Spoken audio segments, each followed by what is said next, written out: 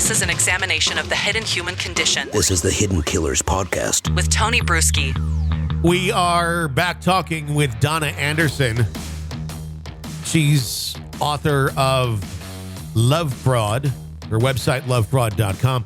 We're talking about individuals very similar to what we see in a lot of the cases that we cover here, whether it be the Murdaughs, whether it be Brian Walsh.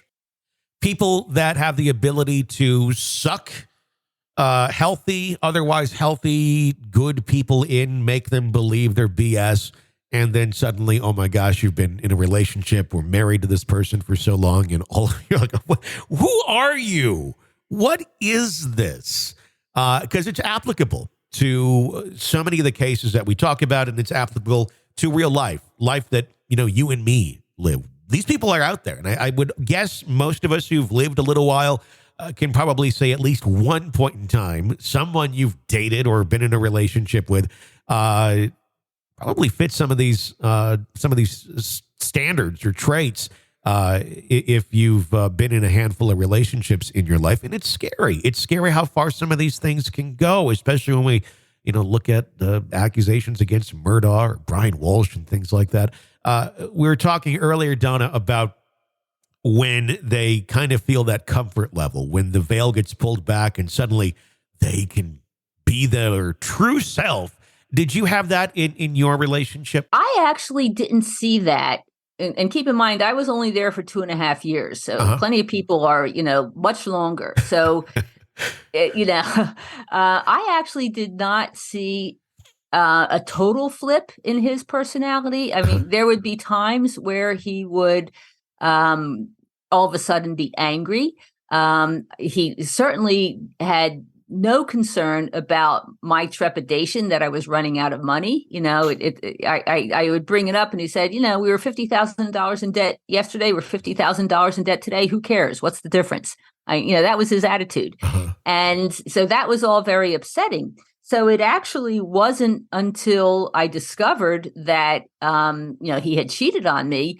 And even then, I didn't realize the scope of the disorder. It wasn't until I actually contacted some of the other women because, I left him. I found all this information, all these papers all over my house that I had, respected his privacy before, never looked at his documents. And I start looking at it and go, oh, my God, look at all this stuff. So I contact one of the other women and I said, I'm Donna Anderson. I'm James Montgomery's wife, and I'd like to suggest that you don't give him any more money.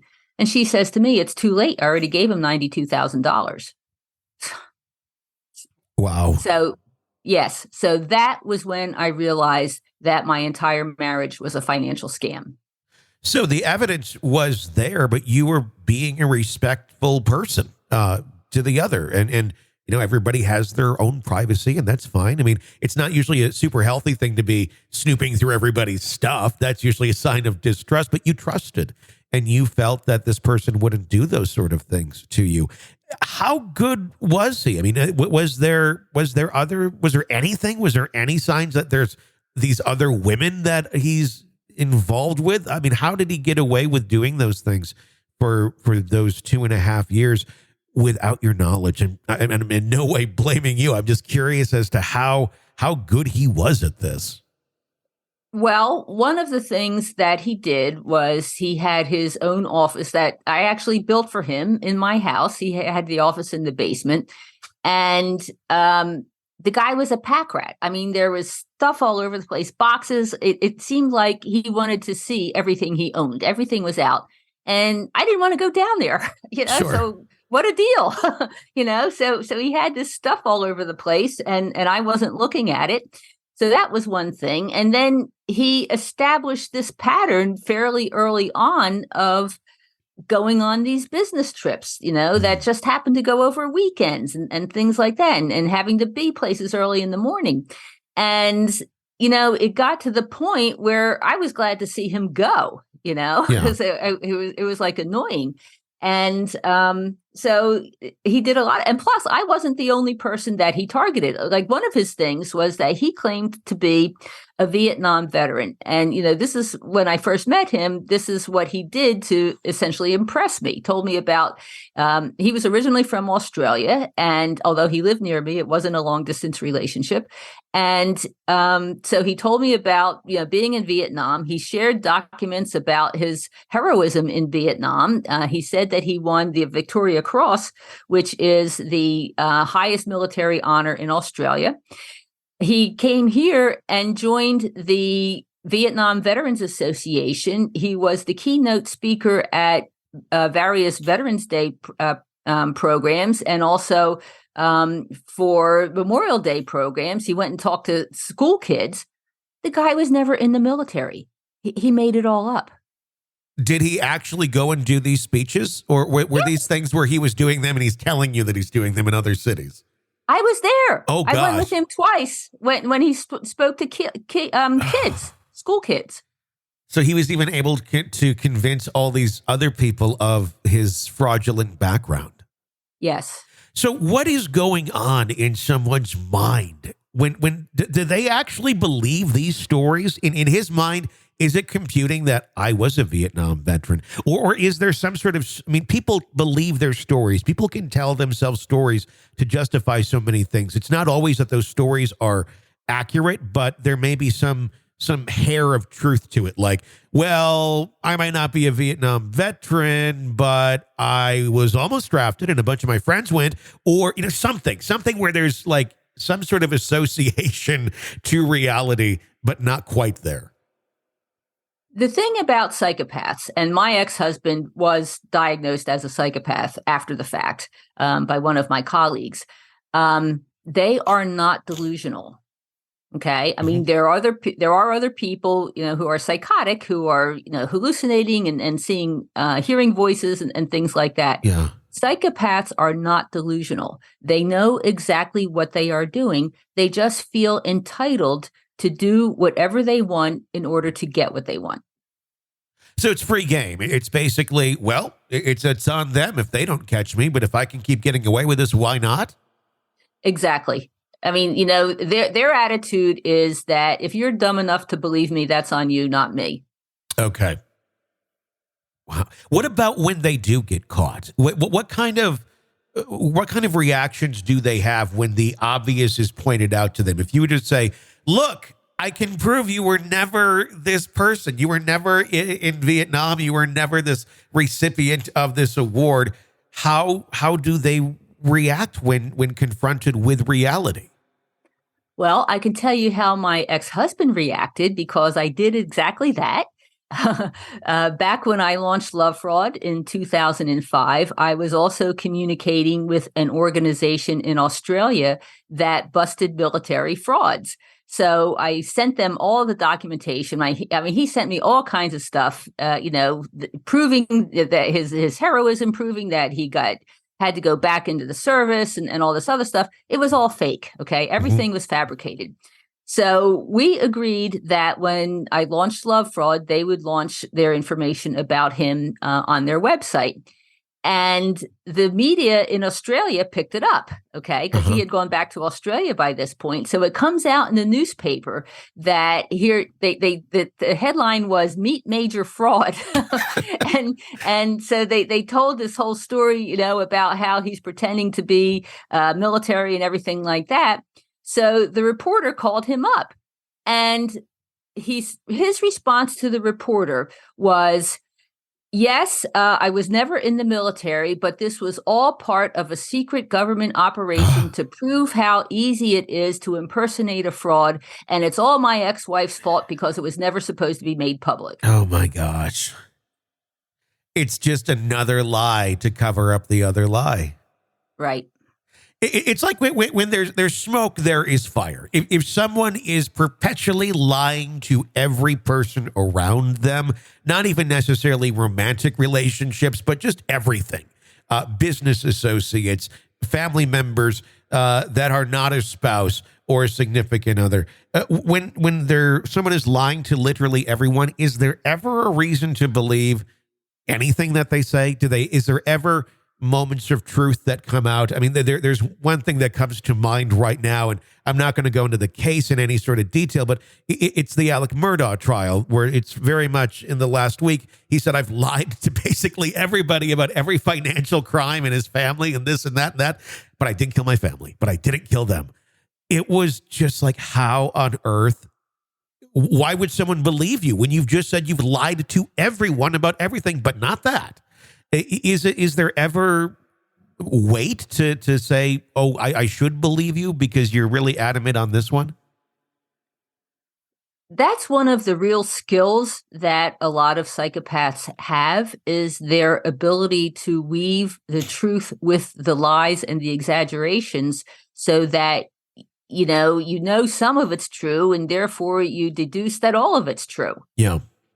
And that's one of their skills. So I've told many people, you cannot believe anything that they say unless you have independent evidence, not from them, that what they're saying is true. But otherwise, you should doubt everything. What are some signs? Someone comes up to you, they know what you've been through, they've read the book, they've have experience, and they kind of suspect, I don't know, things are going really good in this relationship. Maybe there's a little inkling that something's off, but it really could truly be explainable. And maybe this person really just is wonderful, but maybe they're not. What would you tell someone to look into, to get answers early on before they're so deep into this thing that it's so hard to get out, to truly find out, is this person a fraud? Is this person a sociopath, or whatever other disorder we're talking about here in the family? The key is that they have an inkling that something is off. Okay. Your intuition is your best protection. If you have some kind of feeling that, something's not right, that, maybe you're getting a hair raising on the back of your neck, or maybe it just seems a little off, or you feel like you don't have the whole story. Anything along those lines is your first and most important indication that there could be a problem. Now, unfortunately, we are not taught to listen to our intuition, but our intuition developed over millennia to protect us from predators. So that's what it's there for. So it is important for us to really listen to our intuition. So I tell people, first of all, understand that sociopaths exist. Secondly, educate yourself about the warning signs. And third, trust your intuition, and that's how you will protect yourself. Does this sort of behavior does it tamper down with age? Is there a correlation to any of that? What I had learned with borderline, a lot of the research and studies that I had seen at that time was that with age, it seems to tamper down a little bit. But I don't know that that's always the case.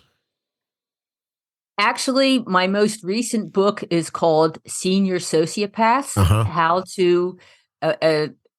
to spot and avoid, I don't remember my own book, how to recognize and escape lifelong abusers. Sure. And the reason that I wrote the book was because there is this prevailing wisdom in the mental health field that antisocial personality disorder, which is somewhat equivalent to psychopathy, yep, does diminish over time. Now, my ex-husband was 55 when I met him. And, the experts are saying that in their 40s, the antisocials, and the psychopaths, they start to get, calm down. They're not as bad. And this made no sense to me based on what I saw. And I know that my ex-husband continued after I divorced him. He was still, going after other women. And I was hearing the same stories from plenty of other people. So I conducted research among love fraud readers. I did a survey, had like 2,400 respondents, and I specifically asked people about their experience with individuals who they believed were antisocial or psychopathic and were age 50 or older. So I collected all this data, And essentially, there were two key questions to the survey. One was, did you know this person both before and after age 50? And about half the respondents did, because they weren't only talking about romantic partners. People were talking about their parents, their siblings, family members. So it was about half the people knew them both before and after age 50. And then I asked, did this person antisocial behavior stay the same, improve, or get worse after age 50? 91% said the individual's antisocial behavior was just as bad or worse after age 50. So the bottom line is, no, they do not get better. So the idea of someone sitting there going, well, maybe I'll stick around because hopefully it'll get better and they'll be this better version of themselves, that's not necessarily anywhere near reality. No, and that's why it's so important to understand, because I've talked to plenty of people who were married to these folks for 20 and 30 and 40 years, hoping and praying for change. It's not going to happen. So you want to get out of this situation, before you get to the point where you're in a walker and you're stuck with the person who is not going to take care of you. Yeah. And I think that's a big thing. And it's a hard hurdle to get over, especially if you've been with someone for a long period of time, 10, 20, 30 years or longer. And you're finally realizing, oh my gosh, I'm not the crazy one. I've been, painted into this corner of being paranoid or this or that. But look at what this person has conditioned me to believe. When those lights finally come on, it's a hard pill to swallow, because everybody, if you're a decent human being, you'd hope, I want to get this person help. I want them to be able to be this version of them that I thought they were, at least that they presented themselves to be. But the reality is they never were that person. That was part of the act, right? Exactly. That was part of the act. And the other thing to understand is that there is no rehabilitation for somebody with antisocial or psychopathic personality disorder. Some of the other disorders, there may be more hope, like a particularly borderline, there may be some hope. But for antisocial, psychopathic, narcissistic, these folks are not going to change. Yeah. Well, and I would say with that too, I mean, that it's very much, it's a cluster of many different things. And that's the sad and scary thing, is that there just doesn't seem to be hope. And it's scary to have to, and sad to say, oh, I just got to write this person off, because they're never truly going to feel, I guess, or to have what you want for someone to have, whether it's with you or someone else. Just that happiness, that authentic happiness. It seems that they're playing their games and running in circles, and sometimes maybe a glimpse of seeing what they wish they could feel, but they can't. And that's sad. My next question was is there any rehabilitation for anything like this? But everything I've ever learned was not much. And that's true. And the thing to keep in mind, however, especially if we're talking about antisocial, psychopathic, and narcissistic disorders, a lot of these folks are perfectly content with how they are. Yeah. So I mean, the key to rehabilitation is that you want to change. Yeah. Well, they don't want to change. I mean, I've had people self-identify themselves as sociopaths contact me and say, we're evolution's next step. We're superior. So do they want to change? No, not a bit.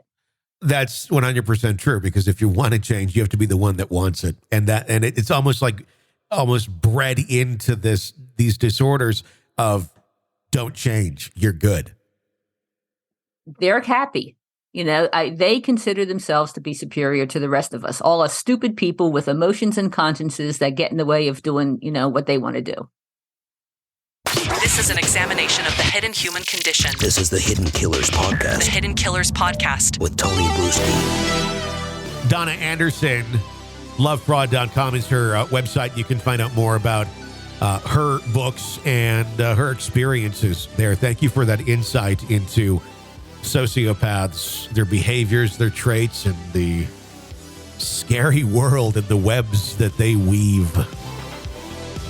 Be sure to press subscribe wherever you download podcasts. You don't miss any of our discussions on the cases and the stories that we are following for you as we try to dig deep below the surface of all of these things. Get a better understanding of the world that we live in, I guess. The people that we have to cohabitate the world with. My name is Tony Bruschi. You can follow me on Twitter at TonyBPod. Stay with us.